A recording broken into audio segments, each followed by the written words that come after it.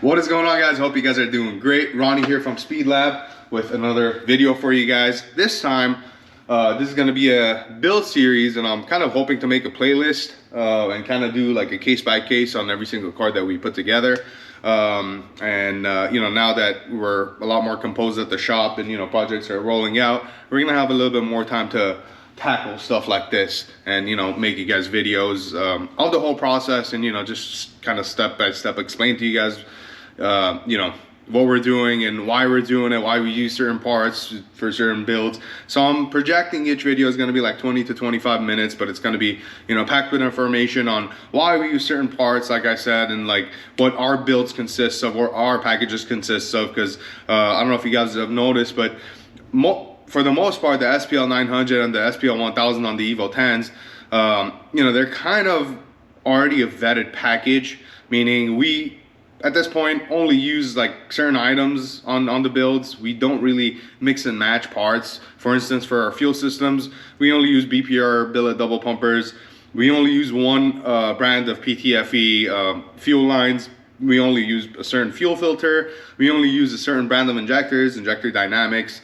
And that's kind of being standardized, so everybody that's getting a full build is getting the same thing all across because it's a vetted combination and it works. Anyway, without getting too far into that, I want to talk about this vehicle, which is our client Mike's.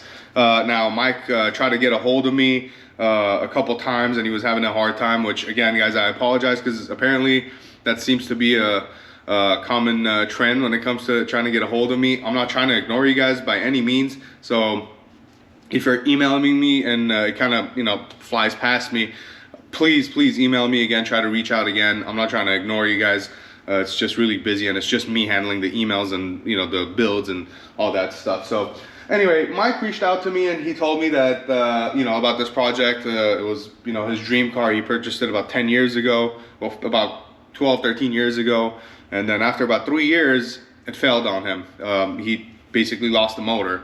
And then the car sat for about 10 years. Then he had his own business endeavors and stuff like that he took care of. And then once he was ready, he wanted somebody, well, he wanted me to basically build a car. So he reached out to me and we talked about his goals, which is another thing that I feel like a lot of shops should disclose and kind of go over everything and make sure the client has realistic expectations and that you can deliver whatever you're promising or whatever the client wants. So that's why it's very important to have a build consultation instead of just collecting the customer's money and telling them, yeah, I can give you 1,000 horsepower and, you know, you can daily drive this thing and, you know, it's going to last you for the, you know, lifetime of the vehicle. It's very important to sit down and kind of figure out what combo is going to be best for the client. And it is going to be different on a case-by-case basis. Now, most parts are going to be used across the board, but for instance, an engine package, like what engine package is right for you? Well, if it's a full-on drag application, it's going to be a long rod 2.0. Depending on, you know, how much power they're trying to push, it might be an aluminum rod setup. On his, we ended up going with a semi-long rod, the SLR 2.2 liter on an FP0 setup. So as you guys can tell, that's a, you know, very aggressive street setup with R2 cam. So it's the stroker camshaft. So it's gonna make heaps of torque. But anyway, came down, figured out what we're gonna do with the car, started tackling it, ordered the parts, and the car's pretty much done for the most part, aside from a few miscellaneous items that we're waiting on. Like, you know, the fuel filter mounting bracket and all that stuff. But anyway, I want to take you guys underneath the vehicle, just kind of talk about everything, and then I'll pause the video, I'll bring it down, we'll talk about everything that's in the engine bay and, you know, the items we used and why most of this stuff is getting standardized. And we'll kind of end the video off there. And then if you guys have any questions or if you guys like series like this, I'm gonna make more of them, because we have 3 or 4 cars lined up for pretty much the same thing, and they're all pretty big scale builds. So yeah, let's get right into it, guys.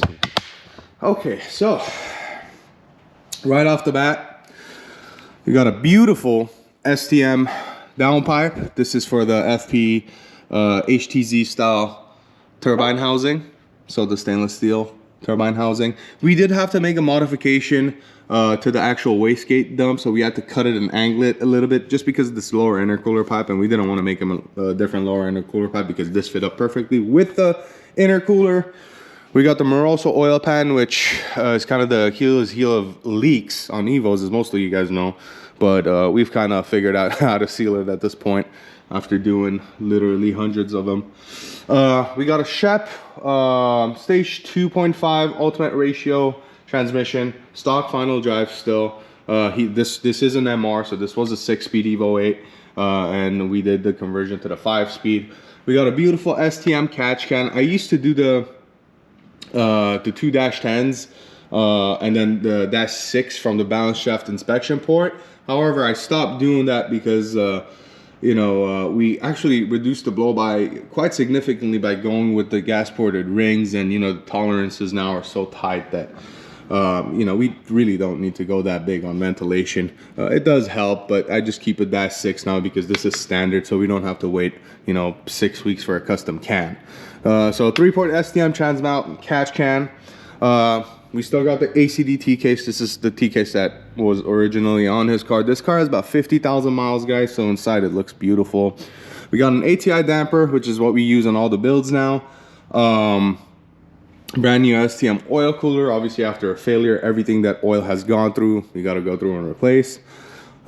Stepping back, the fuel lines, we got the return line, and then we got the feed line. Obviously, these are both going to be mounted professionally. They're kind of dangling right now because we're not done with this. And then it goes to an HKS 3-inch exhaust, and then there's a resonator and a big muffler over here. So it's not going to be the loudest thing until the dump opens. So guys, with the builds, we actually replace all the fluids that's in the vehicle. This is kind of one of the, you know, things that we include whenever I'm invoicing you guys, and we do the, you know, the labor portion of it, which is 45 hours for everything, you know, engine assembly, you know, tear down, timing it, putting back together. It also includes the break-in procedure, which is basically 4 oil changes before the car comes off the dyno, and we do break the car in, the engine in with the break-in oil, because you do need somewhere to occur for the rings to seat against the cylinder walls. And that's again included in the price. So is differential fluid, obviously transmission and transfer case fluid, and brake fluid, guys. So most of these cars that have been sitting, you know, 10, 15 years, brake fluid could be hydroscopic, so it will pull some moisture in there, and the last thing you want is moisture and brake fluid to be, you know, in your brake system. So with that being said, nothing else really too much exciting going on down here. We didn't do any suspension work on it. Another thing is, guys, we do replace all the subframe bolts. When the subframe comes off, we replace them now with all brand new bolts. So I'm fully stocked up on Mitsubishi bolts. Well, that's not the OEM drawer, but fully stocked up on Mitsubishi bolts, miscellaneous stuff from Mitsu. I got it here. Chances are, if Mitsubishi doesn't have these, I do, because I kind of hoarded those parts. But so yeah, I'm gonna bring the vehicle down, and we're gonna take a peep inside the engine bay and kind of talk about that stuff. Okay, guys, and the engine bay. So one thing that obviously, well, 2 things, but one thing that really stands out is this Magnus billet valve cover. I love this unit like nobody's business. I have the same one on my car, except it's not anodized black. I have the raw aluminum one.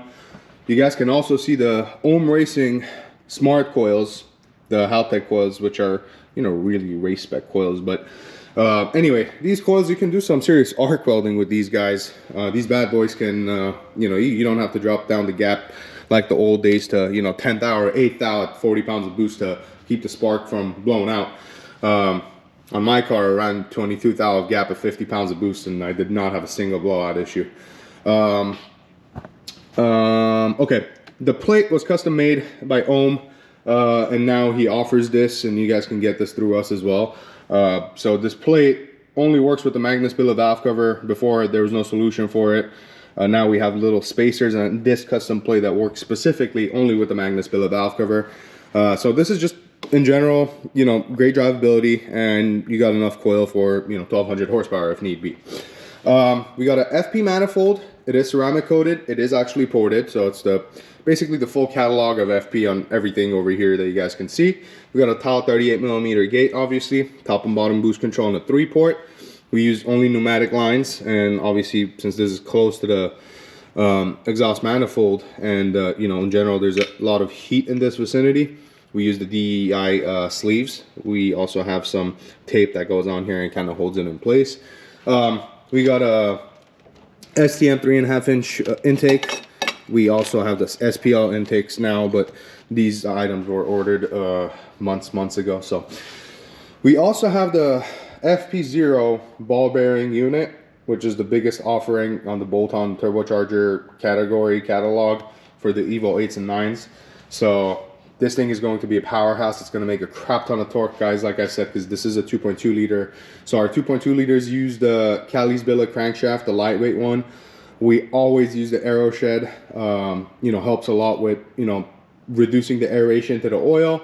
You know, you're not constantly hitting with those heavy, you know, big bulky counterweights. You're not hitting the oil vapors and frothing them, and the oil pump doesn't then have to pick up oil and air. It can just pick up oil, because when you have a super smooth finish and when you have knife edge crankshaft, it kind of glides through it instead of beating the oil, if that makes any sense.